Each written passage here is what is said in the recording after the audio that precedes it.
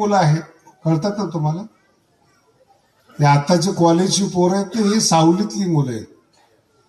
यांना ते खर्च करत असताना तो पैसा कसा कमवायचा याचा अजून अंदाज नाही. त्याला सावलीतली मुलं म्हणतात. आणि मग ते आपल्या पद्धतीने एक स्वप्न रंगवतात की माझं जग असं असलं पाहिजे, लोकांनी माझं असं ऐकलं पाहिजे, मला अशा पद्धतीने लोकांनी मान दिला पाहिजे, धन दिलं पाहिजे. एवढंच नव्हे, मला हवी असणारी अप्सरा पण मिळाली पाहिजे. हे आत्ताच्या तरुण पोरातलं स्वप्न आहे. आणि याच्यामध्ये कुठेही कष्ट नाहीत बरं का. हे जेवढं मी तुम्हाला घटक सांगितलेत याच्यामध्ये कुठेही कष्टाचं नाव नाहीये, कर्माचं नाव नाहीये. आणि भारतीय संस्कृती सगळं प्रदान करते, त्याच्या मुळामध्ये कर्म आणि कष्ट आहे.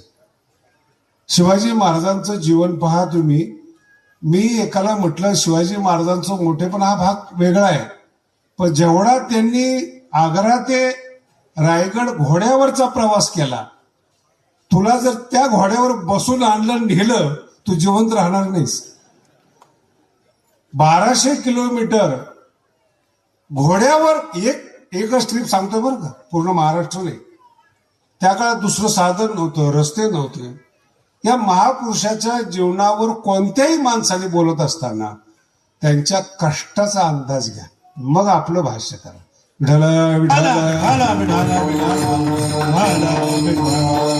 एसी मध्ये बसलेले असतात, 2-4 पुस्तकं वाचलेले असतात आणि त्यांना वाटतं की जगाला मी जे सांगेल तेच सिद्धांत आहे, मी जसं सांगेल तसंच लोकांनी ऐकलं पाहिजे. मी अनेक वेळा बघतो स्वतः कर्महीन आहेत. नीट कळालं का? जेवढे सांगणारे आहेत ना तेवढे कर्महीन आहेत. कॉलेजमध्ये शिकवणारी जी प्रोफेसर मंडळी आहेत, बिझनेस कसा करावा हे शिकवतात आणि ते स्वतः नोकरी करतात. कधी अंदाज घेतलाय तुम्ही यांचा? ते शिकवतात काय? बिझनेस कसा करावा, पैसा कसा कमवावा, त्याची त्यांच्याकडे जर पाहिलं तर ते नोकरी करतात. ते असे लोकांना उपदेश करणारे कर्महीन आहेत, पण स्वतःला बुद्धिमान मानतात. ते हितकारी नाही आहेत. फार महत्वाचा विषय, अगदी लक्ष देऊन ऐका. हित त्याला म्हणतात, आपलं जीवन भगवंताने आपल्याला दिवसावर दिलेले आहे, वाटून दिलेले आहेत. केवढाही मोठा माणूस असू द्या, 75 नंतर त्याच्या मेंदूतलं केमिकल कमी होतं, याच्यावर अजूनपर्यंत संशोधन आलेलं नाही. म्हणून जेव्हा म्हातारी माणसं मालक होतात ना, तेव्हा तरुण पोराला हमखास त्रास होतो, जुळतच नाही. मग नवीन एक शब्द आलाय, जनरेशन गॅप. तरुण पोराशी मिळवून न घेणं आणि त्याला हमखास त्रास होतो. एक तर ते त्या काळात वैतागलेलं होतं. त्याच्या काळामध्ये लाईट नव्हती, त्याच्या काळामध्ये एसटी नव्हती, त्याच्या काळामध्ये रस्ते नव्हते, तिथून ते जन्माला आलेलं आहे. आणि आता विमानाने पोरं फिरतात, हे कुठं सहन होतं त्याला? इतके पैसे खर्च झाले. अरे जाऊ दे ना, तू काय वर घेऊन जाणार आहे का? माझा मुद्दा ऐकून घ्या. परिस्थिती ओळखा, वास्तव ओळखा. या जगाचं वास्तव काय आहे त्याला ओळखा, त्याला अनुकूल व्हा. तुमच्या 700 कोटी लोक आहेत, तुमच्या एकट्याच्या आग्रहाने जगात परिवर्तन होत नाही. हजारो लोक सनातन धर्माला शिव्या देतात.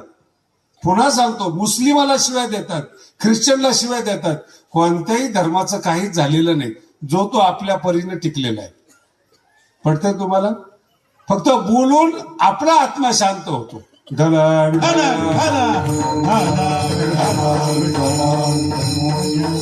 मराठी जरा कळायला अवघड आहे.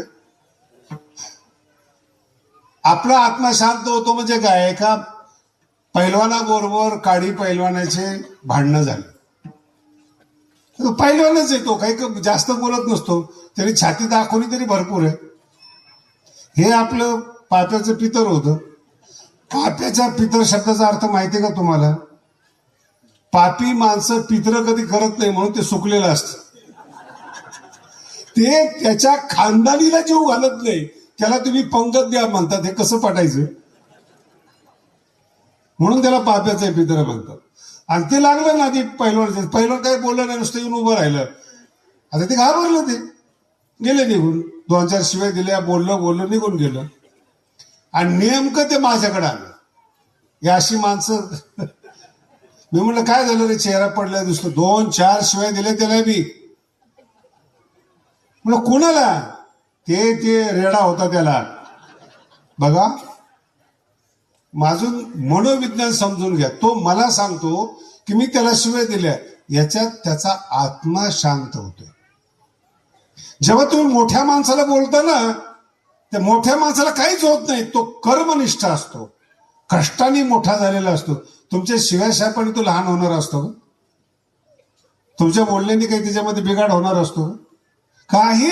आणि तुमच्या म्हणण्याप्रमाणे जो मूळ असतो ना, तो तुमच्या खालचा असतो, तुमच्या वरचा नसतो. तुम्हाला जसं वाटेल तसं ऐकणारी बायको असते, तुमचा गडी असतो. मोठ्या माणसाने जर तुमचं ऐकलं तर तुमच्यापेक्षा लहान होतो. मराठी कळाली का? म्हणून सांगण्याचा प्रयत्न करू नका.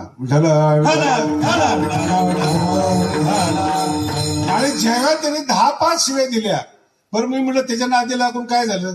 महाराज 4 शिव्या दिल्या, आत्मा थंड झाला. लक्षात आलं? हे आत्मसंतुष्ट.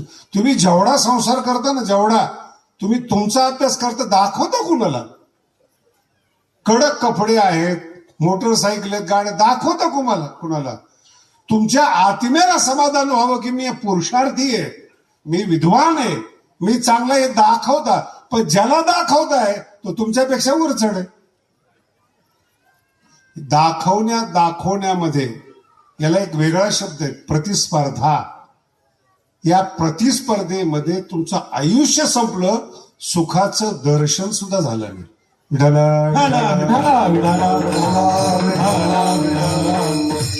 सुख मिळणं वेगळं. पुन्हा सांगतो, सुख मिळणं वेगळं, सुख दिसणं वेगळं. दिसत नाही महाराज सुख. उदास झालेले चेहरे आहेत, सगळे सुशिक्षित माणसं, सगळे असं असुरक्षित. त्याला इंग्लिशमध्ये इनसिक्युअर फील म्हणतात. उद्या काय होईल सांगता येत नाही. काही शिकलेली माणसं तर बायको सोडून जाते का म्हणून घाबरलेली. एक तर मिळत नाही, आणि जी मिळालेली ते टिकेल का, हे काही जीवन नाही. पुरुषार्थी जर असाल, 1 नाही 10 माणसं तुमच्यावर प्रेम करतील. मी तर तुम्हाला अजून पुढे जाऊन सांगतो, तुकोबाराय आहेत, ज्ञानोबाराय आहेत. तुकोबारायचे काय हाल केले हो गावातल्या लोकांनी, तुम्ही सगळ्यांनी ऐकले. काय त्रास दिला. श्रीमंत घराण्यामध्ये जन्माला आले तुकोबाराय, त्यांच्या गरिबीवर हसणारे गावातले लोक होते. हाल झाले तुकोबारायचे. माझा मुद्दा नीट आहे का? पण गावाच्या म्हणण्याप्रमाणे तुकोबाराय वावरले नाही, वागले नाहीत, म्हणून 400 वर्षानंतर त्यांचा जय जयकार आहे. याला म्हणतात हिताला जाग असणं.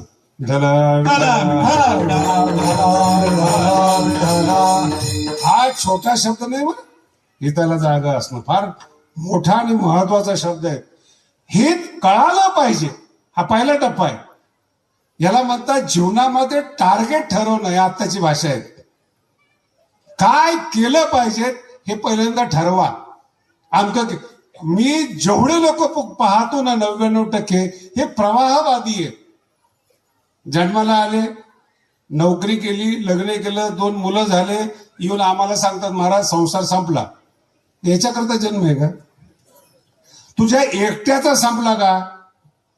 99% लोक या मतामध्ये सहमत आहेत. हेच जीवन आहे. याला म्हणतात प्रवाह.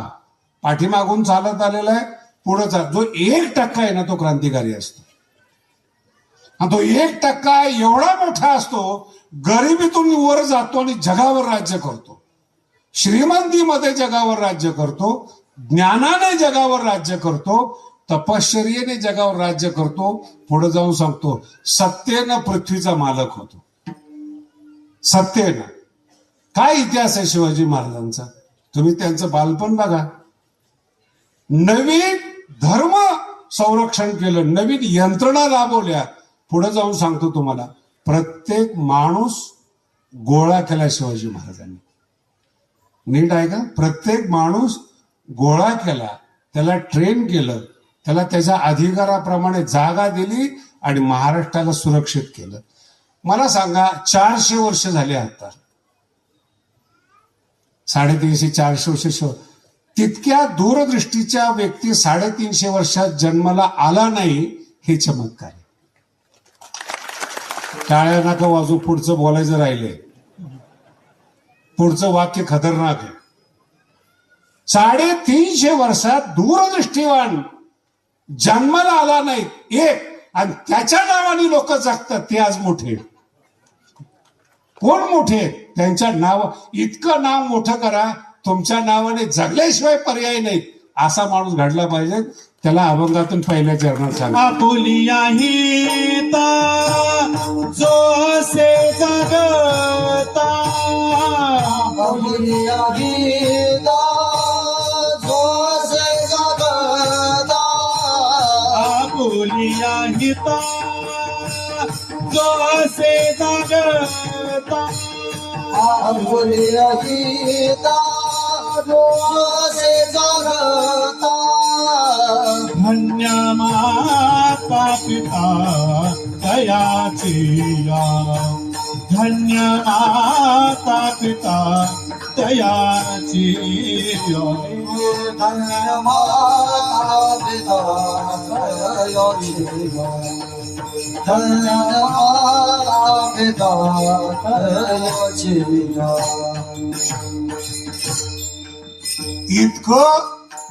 इतकं ताकद भगवंतानी माझ्या समोर बसलेल्या जन्माला आलेल्या माणसाला दिलेली आहे, तरच तुम्ही मोठे होऊ शकता ना.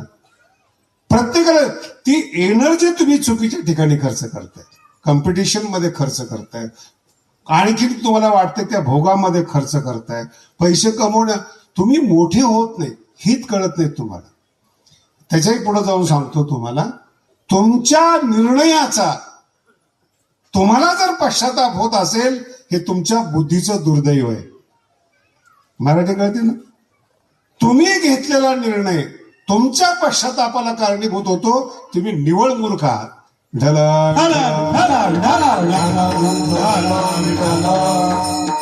निर्णय खाली पाहून घेता येत नाही, वर पाहून घेता येतात. ज्या क्षेत्रात तुम्ही आहात, परमार्थात आहात, माऊलीकडे पहा, तुकोबरायकडे पहा. व्यापारामध्ये आहात, त्यांच्यातले मोठे पहा. राजकारणामध्ये आहात, त्यांच्यातले मोठे पहा. खाली पाहू नका. खाली पाहिले की तुमचं पतन आहे. फार मोठा इतिहास आहे, पण थोडा थोडा तुम्हाला सांगतोय मी. म्हणून जीवन जगत असताना अल्प समाधानी असूच नका. छोट काय नाही, एक नोकरी, 2 कोंबड्या, छोटस घर. आणि मला काल एक जण आला होता आणि तो मला फार गोड बोलला, महाराज ह्या दुष्काळामध्ये आमचा सुकाळ झाला. म्हणलं का? वाटायला आम्हीच आहेत म्हणे. किती टक्केवारी घ्यायची ते आमच्या हातात आहे. किती दुर्दैवी अभिमानाची गोष्ट आहे. मेलेल्या माणसाच्या टाळूवरचं खायची इच्छा करणं, त्याला काही माणूस म्हणावं. आणि एक लक्षात ठेवा, या जगामध्ये देव माना अथवा नका माना, कर्माला माना. तुमचे कर्म तुम्हाला मातीत घालतात. जेवढ्याने या देशाबरोबर गद्दारी केलेली आहे, परमार्थात चुकीचं वागलेले आहेत, त्यांचं म्हातारपण पहा, रडताना दिसतात ती लोक. त्यांच्या चेहऱ्यावर तेज नाही, त्यांच्या बोलण्यात ताकद नाही. आयुष्यभर चुकीचं वागला, संतांना त्रास दिलेला आहे, शूरवीरांना त्रास दिलेला आहे, देशद्रोह केलेला आहे. ही मोठी मोठी पातक आहेत. यांना हित माहिती आहे का? अच्छा, पुढचा टप्पा आहे का? 200 कोटी तुम्ही माझ्या समोर बसले, प्रत्येकाला 200 कोटी दिले, काय करणार तुम्ही? तुम्ही कधीतरी हा पण विचार करा ना, की जे आपण पैसे कमवतो, आपली बुद्धीची कुवत किती आहे, काय करणार आहे तुम्ही? मुंबईमध्ये आमच्या जवळ एक परिवार होता, श्रीमंत होता. त्याच्या डोक्यात असं आलं की गरीबाची मुलगी केली तर नीट वागेल. आपली कल्पना. त्यांनी केली गरीबाची मुलगी. आता तिच्या घरामध्ये 2 टाइम खाण्यासाठी कष्ट करावं लागायचं. पण ती श्रीमंताच्या घरात गेल्यानंतर ती कोठारं भरलेली बघितली, तिचं डोकंच फिरलं. ते नाही कळालं. किती खायचं कळेना हो. दर आठवड्याला आजारी, दर आठवड्याला नाही, कधी मिळालेलं नाही ना. मी तुम्हाला बोलतोय, ज्याला सुख मिळालं नाही पण सुखी लोकांच्या संपर्क जर आले ते संपर्क अजीर्ण होतो, संगत अजीर्ण होते. नाही कळालं तुम्हाला? अधिकार नसताना तुम्ही मोठ्याच्या संगतीमध्ये राहा. ते 5 लाखात खुश, 5 लाखात बोलू का तुमच्या भाषेमध्ये, बडबड करत आला आणि त्याला एक काम दिलं ना, मग तो आमच्या भागातला आमदार सगळ्यात श्रेष्ठ. हे जीवन आहे, हे हित आहे. तुमच्यात क्षमता दिलेली. याच्यामध्ये एक शब्द फार महत्वाचा आहे, धन्य माता पिता. याच्यावर जास्त लक्ष करा. तुम्ही तुमच्या मुलाला काय शिकवता त्याच्यावर त्या मुलाचं हित आहे. जिजाऊचं चरित्र पहा, मुलाला स्वराज्य शिकवलं, आणि तुमचं चरित्र पहा, विठ्ठल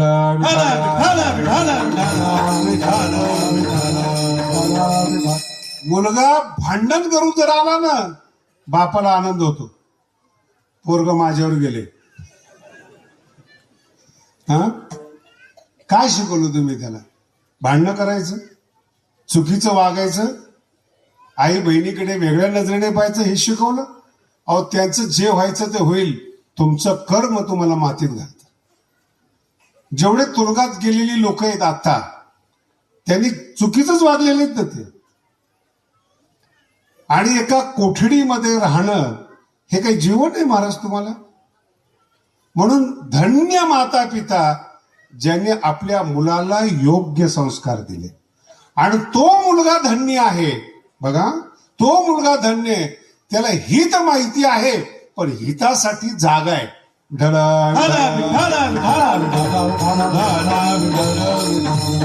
आणि जो हितासाठी जागा आहे त्याची सेवा करायला मिळाली पाहिजे.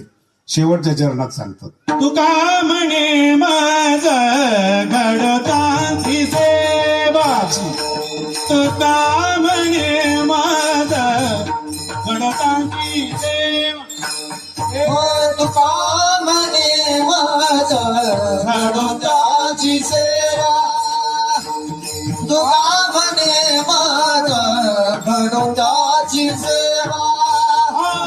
तरी माझ्या दैव पाळ नाही, तरी माझ्या दैव पाळ नाही.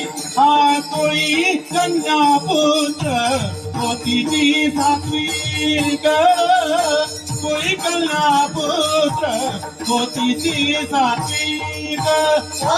तरी माझा देव